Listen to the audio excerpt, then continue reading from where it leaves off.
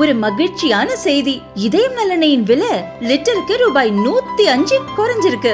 September 2023ல 1 litre இதயம் நல்லெண்ணெயின் அதிகபட்ச விலை ரூபாய் 503. ஆனா இப்ப 1 லிட்டர் இதயம் நல்லெண்ணெயின் விலை ரூபாய் 398 மட்டும்தான் தமிழ்நாட்டுல. அப்ப இனிமே எல்லாரும் இதயம்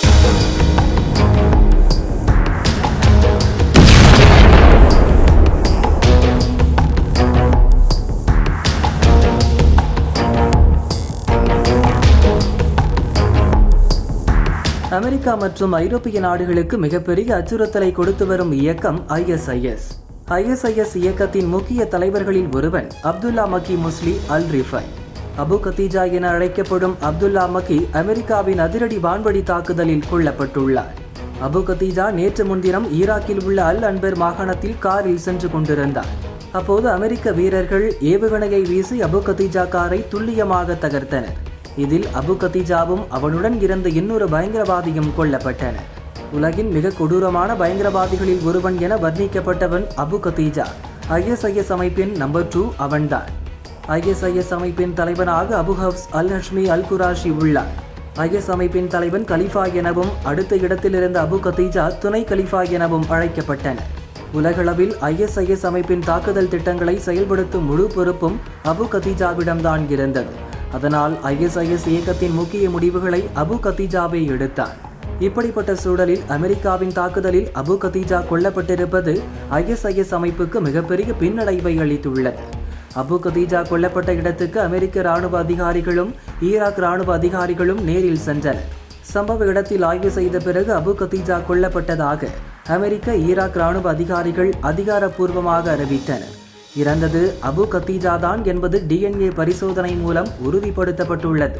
அபு கத்தீஜா செல்லும் காரை வானிலிருந்து வரும் ஏவுகணை தாக்கும் வீடியோவையும் அமெரிக்கா வெளியிட்டுள்ளது. இது தொடர்பாக ஈராக் பிரதமர் முகமது ஷியா அல் சுடானி வெளியிட்டுள்ள பதிவில் கூறியிருப்பதாவது: அபு கத்தீஜா உலகின் மிக மோசமான பயங்கரவாதிகளில் ஒருவர். அமெரிக்கா தலைமையிலான கூட்டுப்படைகளின் உதவியுடன் அவனை கொன்றுள்ளோம். பயங்கரவாத சக்திகளுக்கு எதிராக ஈராக்கியர்கள் அற்புதமான வெற்றிகளை குவித்து வருகின்றனர் என ஈராக் பிரதமர் கூறியுள்ளார். அபு கத்தீஜா கொல்லப்பட்டதை அமெரிக்க அதிபர் டொனால்டு ட்ரம்பும் வலைதளம் மூலமாக அறிவித்துள்ளார். தப்பி ஓடி தலைமறைவாக இருந்த ISIS அமைப்பின் அபு கத்தீஜா கொல்லப்பட்டார். அவனது கூட்டாளியும் கொல்லப்பட்டுள்ளார். ஈராக் அரசாங்கம் மற்றும் குர்திஷ் பிராந்திய அரசாங்கத்துடன் ஒருங்கிணைந்து நமது துணிச்சல் மிக்க போர் வீரர்கள் தொடர்ச்சியாக முயற்சிகளை எடுத்து அவனை வேட்டையாடி உள்ளனர். அமெரிக்காவின் வலிமையால் அமைதி ஏற்பட்டுள்ளது என அதிபர் ட்ரம்ப் கூறியுள்ளார். 2014 முதல் பல கொடூர தாக்குதல்களை நடத்தி உலகை அச்சுறுத்திய ISIS அமைப்பின் துணை தலைவனாக அபு கத்தீஜா இருந்தார். சிரியா மற்றும் ஈராக்கில் ISIS கட்டுப்பாட்டில் இருந்த பகுதிகளை ஒன்றிணைத்து அவர்களை நிர்வகித்து வந்தனர். அந்த பிரதேசத்தின் கவர்னராக அபு கத்தீஜாவை ISIS அறிவித்தது. உலகளவில் ISIS செயல்பாடுகள் இவன் கட்டளைப்படிதான் நடந்தது. அவன் ஒப்புதல் கொடுத்த பிறகுதான் எந்த நாட்டிலும் தாக்குதல் நடத்தப்படும். 2017க்கு பிறகு ஈராக் படைகளுக்கு ஆதரவாக அமெரிக்க படை வீரர்கள் ஈராக்கில் களமிறக்கப்பட்டனர். ஈராக் படைகள், அமெரிக்க படைகள், குர்திஷ் படைகள் ஆகியவற்றின் கூட்டு தாக்குதலை ISIS-ஆல் சமாளிக்க முடியவில்லை. 2017 ஈராக்கில் கடும் வீழ்ச்சியை ISIS அமைப்பு சந்தித்தது.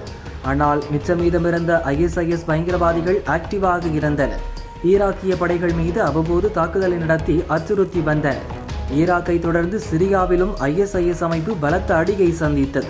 2019ஆம் ஆண்டில் சிரியாவிலும் ISIS கட்டுப்படுத்தப்பட்டது.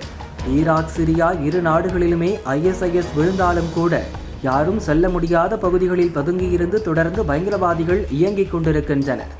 ஆனாலும் கூட ஈராக்கில் ISIS அமைப்பை வேரறுக்க ஈராக்கிய படைகள் தொடர்ந்து முழு வீச்சில் நடவடிக்கைகளை எடுத்து வருகிறது.